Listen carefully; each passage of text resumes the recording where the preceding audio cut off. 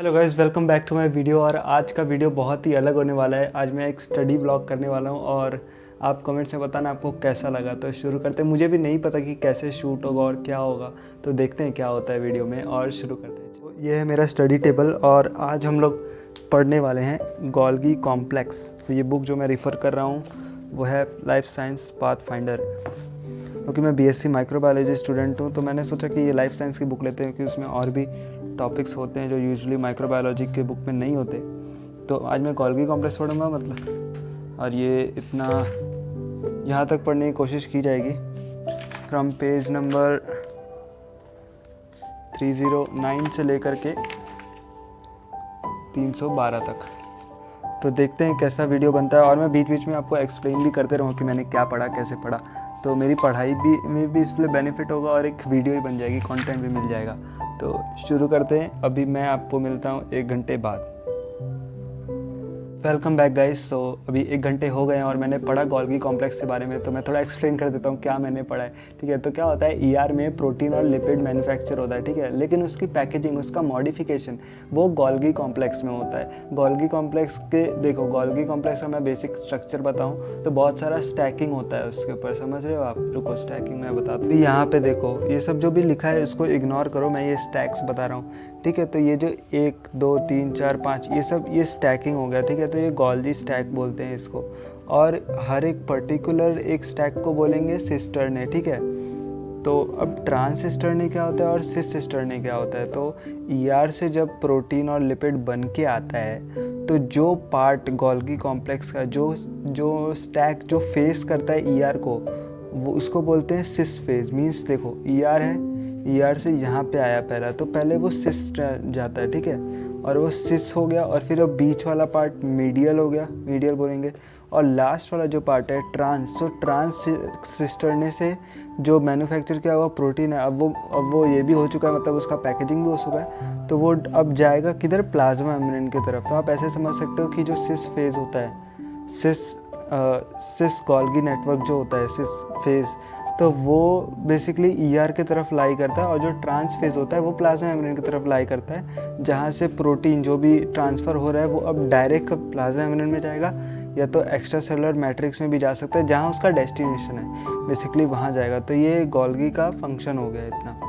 तो गोल्गी का बेसिकली ये फंक्शन है कि वो प्रोटीन और लिपिड को जो है वो पैक करता है और इसको ट्रांसपोर्ट करता है जहाँ भी उसकी ज़रूरत है वहाँ पर, ठीक है। और फिर एक और अच्छा पॉइंट है, वो है ग्लाइकोलाइजेशन ऑफ प्रोटीन। तो नोट्स भी बनाया अभी मैंने फटाक से, तो आप देख सकते हो यहाँ पे देखो, एंडिंग ऑलिगोसैकेराइड ऑन मॉडिफिकेशन, ठीक है। तो मॉडिफिकेशन के बाद 2 टाइप में डिवाइड हो जाते हैं। एक होता है कॉम्प्लेक्स ऑलिगोसैकेराइड, एक होता है हाई मैनोस ऑलिगोसैकेराइड। तो मैनोस एक बेसिकली कार्बोहाइड्रेट है, तो जिसमें समझ रहे हो ना, तो हाई मैनोस, जिसमें हाई मैनोस का रेसिड्यू होगा उसको हाई मैनोस ऑलिगोसैकेराइड बनेंगे। और अगर वो मॉडिफाई होके, अगर वहाँ पे देखो कॉम्प्लेक्स ऑलिगोसैकेराइड बन रहा है, तो दोनों का डिफरेंस देख लेते हैं। तो एडिशन और removal of sugar is done. तो कॉम्प्लेक्स ऑलिगोसैकेराइड में ये शुगर का एडिशन होगा या तो रिमूवल होगा, लेकिन यहाँ पे एक ऐसा नया शुगर ऐड ही नहीं होगा। और कॉम्प्लेक्स पॉलीसैकेराइड में more than 2 N-acetyl glucosamine add करते हैं, ठीक है। एक ओरिजिनल 2 होते ही हैं, लेकिन 2 के अलावा उसमें एन-एसिटाइल ग्लूकोसामाइन ऐड होता है। लेकिन हाई मैनोस ऑलिगोसैकेराइड में क्या होता है, जस्ट कंटेन 2, मतलब 2 ही एन-एसिटाइल ग्लूकोसामाइन रहेगा, उससे ज़्यादा नहीं रह सकता। और सेकंड क्या है, मैनी मैनोस रेसिड्यू, बहुत सारे मैनोस के रेसिड्यू रहते हैं हाई मैनोस ऑलिगोसैकेराइड में। तो ये था ग्लाइकोलाइजेशन, ठीक है। सो बेसिकली अब मैंने फिर ये पढ़ा लिपिड एंड पॉलीसैकेराइड मेटाबॉलिज्म। तो लिपिड जो है और पॉलीसैकेराइड उसका भी मेटाबॉलिज्म का काम करता है गोल्गी कॉम्प्लेक्स, ठीक है। तो यहाँ पर देख सकते हैं in synthesis of glycolipid and स्पिंगोमाइलिन।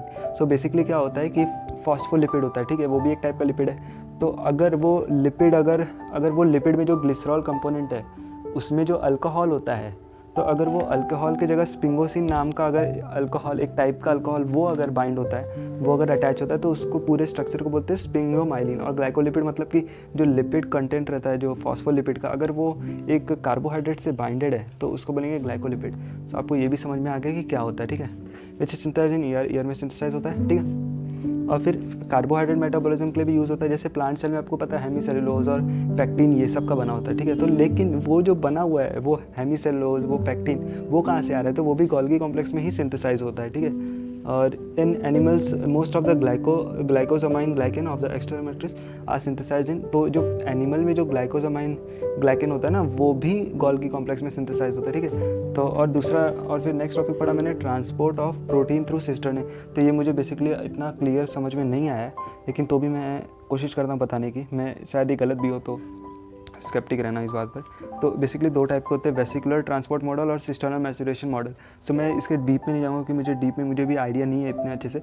तो बेसिकली जो मैंने ओवरव्यू समझा है कि सिस्टर्नल मैचुरेशन की साइमल्टेनियसली जो सिस्टर्ने है ना इसका वो भी मैच्योर होगा और प्रोटीन भी ट्रांसफ़र होगा। तो जो सिस्टर्नल मैचुरेशन का जो ट्रेंड है, ठीक है, तो वो रेट्रोग्रेड होगा, ठीक है। यहाँ पे लिखा है, रुको कहाँ पे, कहीं तो लिखा था, हाँ ये रहा रोग्रेड।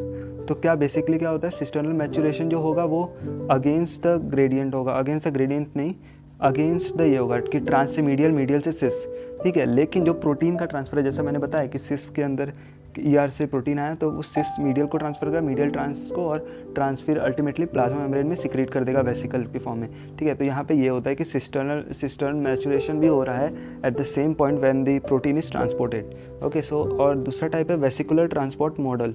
तो यहाँ पर भी बेसिकली क्या हो रहा है कि वेसिकल्स के फॉर्म में ट्रांसफ़र हो रहा है यहाँ पे, लेकिन साइमल्टेनियसली सिस्टर्नल मैच्योर नहीं हो रहा है। तो बस ये डिफरेंस है इसमें कि इसमें सिस्टर्नल मैचुरेशन नहीं हो रहा है, इसमें खाली प्रोटीन ट्रांसफ़र हो रहा है और वो भी स्ट्रेट डायरेक्शन में। यहाँ पे भी प्रोटीन स्ट्रेट डायरेक्शन में हो रहा है, लेकिन ये सिस्टर्नल मैचुरेशन है वो एंटी डायरेक्शन में हो रहा है, वो अपोजिट डायरेक्शन में हो रहा है, जो कि प्रोटीन ट्रांसपोर्ट हो रहा है वो उसके as compared to that. So यही था इसमें लिखा भी है vesicular transfer model postulate stable state, तो ये पढ़ लेना आप। Today most researchers agree that the most evidence favour the cisternal maturation.